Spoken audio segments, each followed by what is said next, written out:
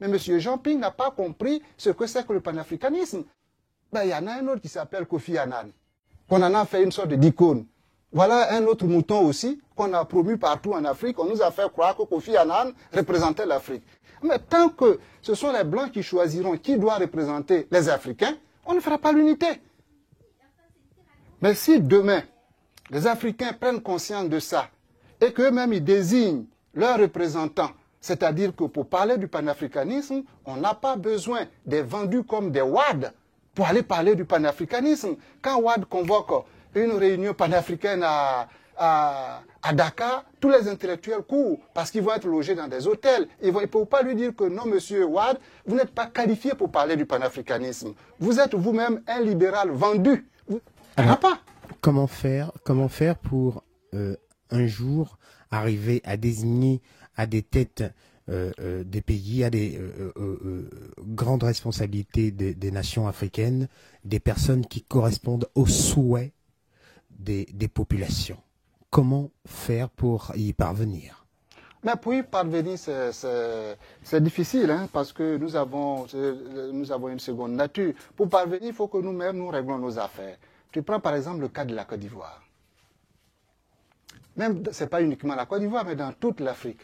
Les élections arrivent comme une exigence de l'Occident. Si vous ne faites pas des élections, on ne vous met pas de l'argent pour faire fonctionner vos gouvernements qui ont été calqués sur vos institutions qui sont comme ce qu'on vous a imposé de faire. Donc les gens ils sont obligés de faire des élections. Et pour faire ces élections, qui dirige tout ça?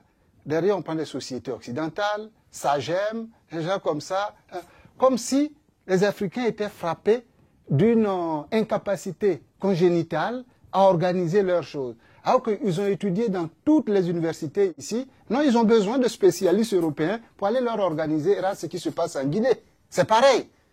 C'est pareil. Les gens pensent que le bordel qu'il y a en Guinée, c'est la France qui met le bordel. C'est pas voir un loup partout dans la cour, mais il faut appeler un chien un chien. Alors, est-ce que vous avez des éléments de votre affirmation? Absolument. Notamment? Absolument. Notamment pour ce qui est du cas de la Guinée? Mais pour ce qui est du cas de la Guinée, depuis 1958, la France n'a pas lâché ce pays-là. La Guinée a dit non, la France ne lui a pas pardonné et il lui fait payer jusqu'à aujourd'hui. Et maintenant... On parle bien de la Guinée-Conakry. De la Guinée-Conakry. Et depuis la mort de Sékou Touré et la mort de son successeur, d'ailleurs qui était aussi sous la botte de la France, les Français espèrent récupérer la Guinée dans leur cercle. Donc, depuis, c'est d'ailleurs ce qu'ils ont essayé de faire en éliminant l'autre illuminé, là, comment il s'appelle le capitaine Moussa Dadis Camara. Parce que tu vois, ces gens-là arrivent là, c'est pas un hasard si ce sont des zinzins comme ça qui arrivent là. Et même quand, bien même que ces zinzins-là arrivent là, quand ils prennent conscience de la chose et qu'ils mesurent la gravité, les Français les éliminent pour mettre le soi-disant, celui qui est appelé à conduire la transition. Mais ça, c'est un pion de la France. C'est clair et net. Pourquoi Dadis Camara, pourquoi ils ont si peur de Dadis Camara en Guinée et qui doit être maintenu au Burkina à la demande de la France? Ce n'est pas le Burkina qui a décidé de mettre ni la classe politique guinéenne, c'est la France et les soi-disant Nations Unies qui ont demandé au Burkina de garder Dadis Camara. La Côte d'Ivoire, c'est pareil. Qui organise le truc? Les Français, personne n'a appelé les Français à quoi que ce soit. Ils y étaient, leur base y était, ils ont demandé simplement le label Nations Unies pour ne pas avoir à payer seuls les frais d'entretien de leur occupation. Et les Français ont fait labelliser Nations Unies. Ces Nations Unies, ces machins, tout ça là, tant que l'Afrique croira qu'ils sont là pour nous aider, on ne s'en sortira pas. Il faut les vider.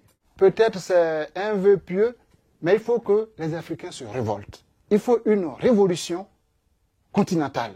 C'est-à-dire une révolution continentale où on extirpe de l'Afrique tous ces gens qui ont été vraiment acquis à cette logique occidentale.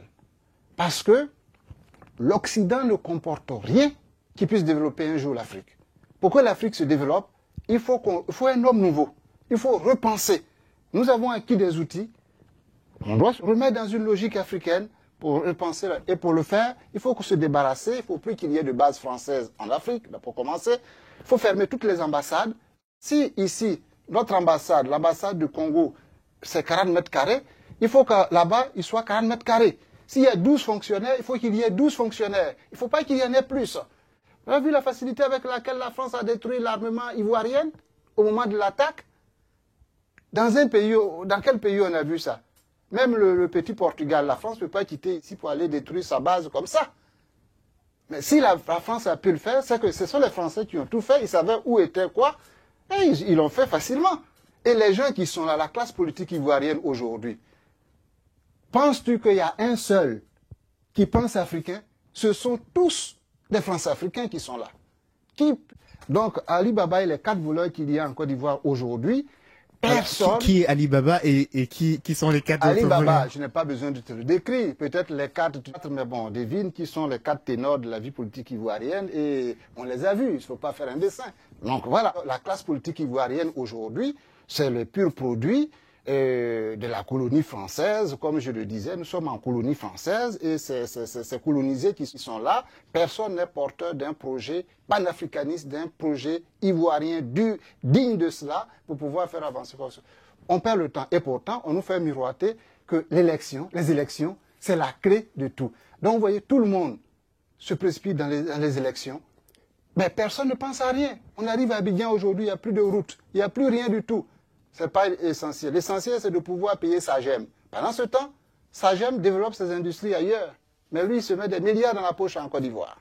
C'est l'élection, ce sont les élections qui vont coûter le plus cher au monde. Même les États-Unis d'Amérique, le plus puissant pays du monde, n'a pas dépensé autant d'argent pour une élection. Est-ce que vous avez, par exemple, un élément qui montre à la fois ce caractère difficile à organiser les élections, d'abord, surtout en Côte d'Ivoire, mais surtout aussi de dire l'implication des autres pays qui entachent encore la régularité même de cette élection? Mais d'abord, il faut dire que, contrairement à certains frères africains qui ont nourri beaucoup d'optimisme quand il y a eu les conférences nationales, moi, j'étais pessimiste. Parce que les conférences nationales, les politologues qui ont analysé, je ne vais pas citer des noms, il y en a plein, qui ont analysé les conférences nationales, ont vu dans ces conférences nationales la naissance d'un nouvel ordre politique. Or, pour moi, les conférences nationales, ça veut dire quoi? Les conférences nationales ne pouvaient pas susciter d'espoir, parce que les conférences nationales, on reprenait les mêmes. On disait de redistribuer les cartes autrement dans les normes telles que les Occidentaux nous l'exigent. C'est-à-dire qu'on s'est dit, asseyons-nous autour de la table, acceptons les règles que nous pose l'Occident et montrons à l'Occident que nous pouvons être de bons élèves. Ça a été ça, les conférences nationales. Pourquoi on n'arrive pas à organiser des élections normales comme ça et que ça pose tant de problèmes? Mais parce que, au fait, les élections en Afrique, ce n'est pas venu d'une démarche consciente du peuple et des institutions. C'est une prescription de l'Occident. C'est une prescription. C'est comme le développement. Quand on parle de développement en Afrique, le Cameroun n'a jamais fait de plan de développement. La Banque mondiale lui a dit, la Banque mondiale, tous les pays occidentaux lui ont dit, bon, le Cameroun, si tu veux marcher comme dans les États modernes, voilà ce que tu dois faire pour être sur le développement. Le Sénégal, la Côte d'Ivoire, et on leur a donné ça. Ce sont des recettes qui sont élaborées ailleurs et on leur dit, vous appliquez chez vous. Donc, pour l'instant, les élections, les gens appliquent ça comme des recettes. Alors, quand c'est bien, quand ça se passe bien, c'est leur capacité à intégrer la leçon. C'est leur capacité à intégrer. Mais cela ne veut pas dire que le peuple est mûr, la classe politique est mûre. Sinon, ça se verrait. On a fait de bonnes élections au Congo. Vous voyez ce qui se passe au Congo. C'est comme si rien n'était fait.